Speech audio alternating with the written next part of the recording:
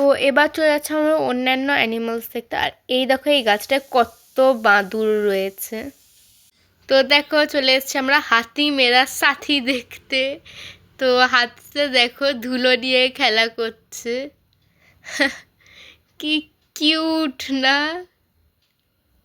আর এবার এটা হচ্ছে গিয়ে হোয়াইট পিকক।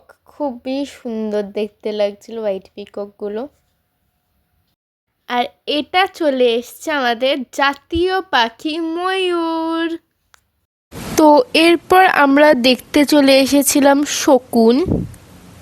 আর এটি হলো হুডেড ভালচার। এই পাখিটি সাধারণত সাহারা মরুভূমির নিচের অঞ্চলে দেখতে পাওয়া যায়। এদের মাথা গোলাপি আভাযুক্ত সাদা রঙের এবং ছাই কালো হুড থাকে। এবার আমরা চলে এসেছিলাম গ্রেট ইন্ডিয়ান হর্নবিল দেখতে।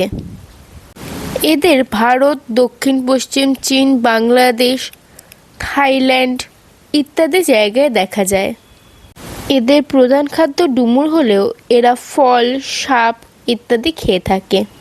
আর এই পাখিগুলো দেখো কত কিউট দেখতে না?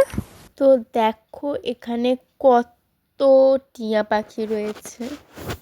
টিয়া পাখি কিন্তু আগে আমাদের বাড়ির সামনেও অনেক দেখা যেত, কিন্তু এখন ওর মাত্রাটা অনেকটাই কমে গেছে। আর এই দেখো এইটা হলো উট পাখি। উট পাখি সাধারণত দেখতে পাওয়া যায় আফ্রিকা মহাদেশে। এবার আমরা দেখে নিয়েছিলাম ব্ল্যাক ডাক। আর এই দেখো এটা হলো ব্ল্যাক সোয়ান। সুন্দর দেখতে না? আর এর পাশেই ছিল হোয়াইট সোয়ান, যেটাও কিন্তু খুব সুন্দর দেখতে ছিল। আর এই দেখো এইটা হলো শিয়াল। এখনো কিন্তু গ্রামে শিয়াল অনেক দেখা যায়। আর এটা হলো ইন্ডিয়ান গ্রে উলফ বা নেকড়ে। এটি হলো ইন্ডিয়ান ওয়াইল্ড ডগ ধোল। এদের পশ্চিমবঙ্গ ইত্যাদি জায়গায় পাওয়া যায়। আর এটি হলো হায়না।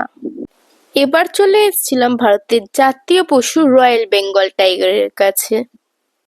এর হাঁটাটা একবার দেখো না, দারুণ। এর হাঁটার মধ্যে যেন একটা রয়্যাল ভাব আছে, তাই না?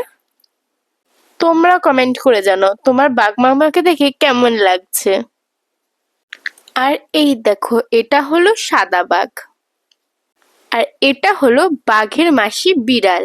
এমনি বিড়াল নয়, মেছো বিড়াল।